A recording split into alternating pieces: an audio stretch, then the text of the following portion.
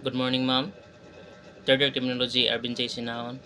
Today, I'm going to present my video PowerPoint presentation. Topics all are about attention deficit hyperactivity disorder or ADHD theory. Second is psychoanalytic or psychoanalytical theory. Third is frustration aggression theory. And last is rational choice theory. The first is attention deficit hyperactivity disorder or ADHD theory. It arises from reduced control over cognitive processes, primarily due to anomalies in the brain's frontoparietal and frontostriatal networks. The theory also highlights the role of dopamine in regulating these executive functions. Under the attention deficit hyperactivity disorder or ADHD theory, one is executive dysfunction. The core idea is that individuals with ADHD have difficulty with self-regulation, including planning, organizing, and inhibiting impulsive action. Last is dopamine's role.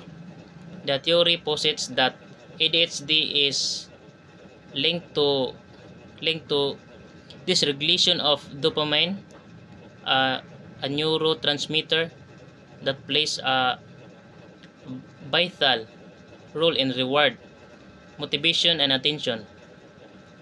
Example of attention deficit hyperactivity disorder or ADHD theory. A student with ADHD struggles to stay focused during exams, despite knowing the answer. They often get distracted or act impulsively. This behavior is linked to reduced control in their brains, frontoparietal and frontostriatal networks, and imbalanced dopamine levels affecting attention and decision making. Kanang usa ka estudyante kanang naa sa ADHD theory ang dili sa makafocus sa iyang exam, dali ra sa ma-distract bisag kabalo siya sa answer, dali ra sa ma-distract kay nasay disorder. Another example ani kanang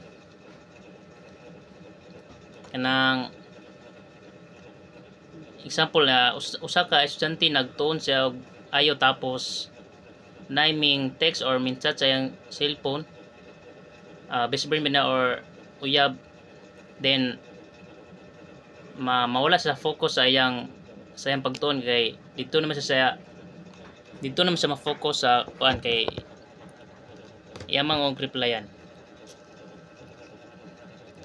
Second is psychoanalytic theory. Psychoanalytic theory, primarily developed by Sigmund Freud, is a comprehensive theory of human personality, development and mental functioning.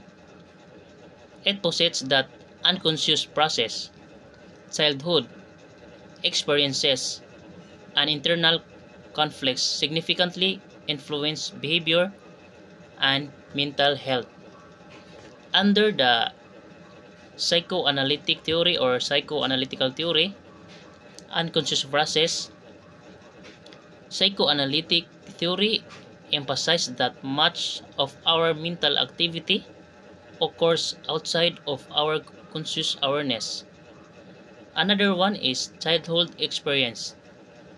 Early childhood experiences, particularly those with caregivers, are seen as crucial in shaping personality and future relationship. Last is psychosexual stages. Freud proposed a series of psychosexual stages: oral, anal, cephalic, latency, and genital. That individuals through with potential for fixation at any stage if needs are not adequately met. Example of psychoanalytic theory: a man has fear of dogs but doesn't understand why. Through therapy, he recalls being bitten by a dog as a child, a memory he had repressed. According to Freud theory, this unconscious childhood experience influence his current behavior. Kanang naon say nay isa ka tawo nga gipak sa sauna og iro, tapos kung makakita sa iro karon kay ma-recall niya tong nahitabo niya sa sauna, kay basin mapaakan na bud siya na ma-traumatize siya. Muna sa example sa attention ay psychoanalytic theory. Nakuha sa kanang na-traumatize. Dali ra sa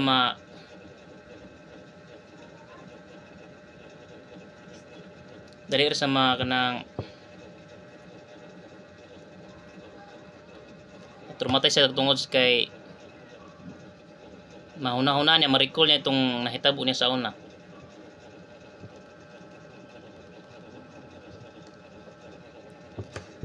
Third is frustration aggression theory. Frustration aggression theory, initially proposed in 1939, suggests that frustration is stemming from the blockage of a goal. Directly leads to aggression. This aggression can be directed at the source of the frustration or frustration, or if that's not possible, displaced onto others. Under frustration aggression theory, direct aggression, when possible, aggression is often directed at the source of the frustration. Another one, displaced aggression. Displaced aggression, if the source of frustration is unavailable or too powerful, aggression can be redirected towards a more vulnerable target. Last is catharsis. Catharsis, the theory originally suggested that aggression could provide a cathartic release, reducing the feeling of frustration. Example of frustration aggression theory: a student fails an important exam despite studying hard. Frustrated, he goes home and yells at his younger sibling over a small issue. Since he can't take out his anger on the exam, he displays it onto someone else. Nay usa ka estudyante, nagtuon siya og ayo, tapos pag-exam kay wasa nakapasar, kay siguro kay wa nang gawas ang gitun-an, lahi ang ning gawas, na frustrate siya. Tapos bisang gamay lang kay hinungdan, or pag-uli na sa balay na say so naglalis sila ginagmay, ito niya mahanok iyang kasuko tanan sa iyang manghod. Or another example kanang nasay gusto kwaon, tapos di niya makuha, ma-frustrate siya. Ang kuha na ni kanang dali ra sa makakita og away tungod dali ra sa masapot sa iyang kasapot, kay sa makuha na sa lain tao, dito niya maangin ba.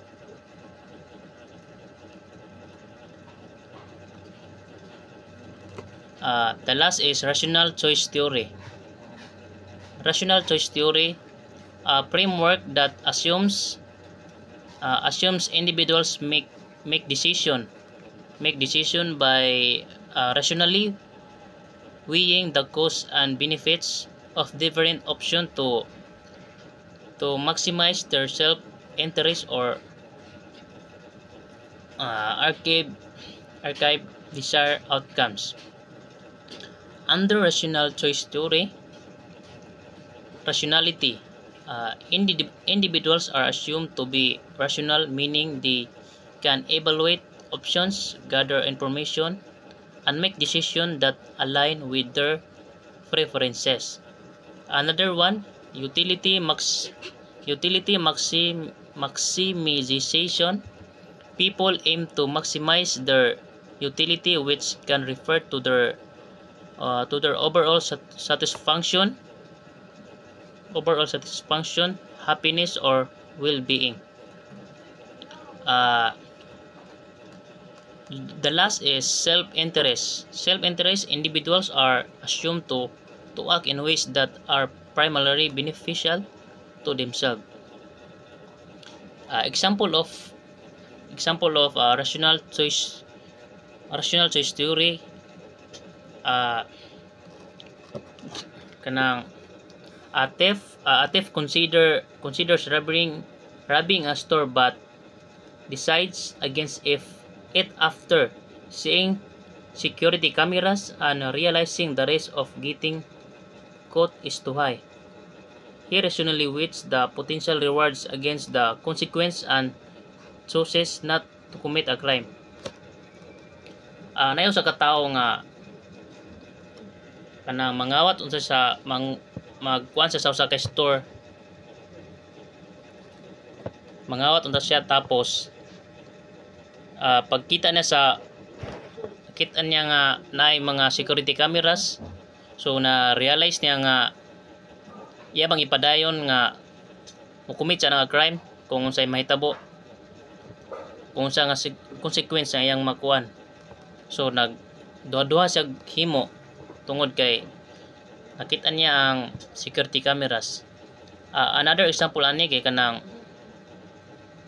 example sa unang panahon kanang nay mangawat sa unang panahon tapos pag nasakpan kay ang parusa sa una kay or dukdukog martilyo ang kamot or kanang magpabukal og kanang init kayo nga tubig tapos itusno sa kamot sa nangawat, then dukdukon ang kamot, then ipakita pagid sa kanang sa mga tao, sa daghang tao. So ang katong nakakita ang mga tao paglantaw nila nga kung mokumit sila ng crime kay mapareha sila ato, so magduha-duha na sila kumita ng crime tungod mahadlok na sila kay kabalo naman sila nga unsay mahitabo nila kung mokumit sila ng crime. Mao ra to, ma'am, salamat.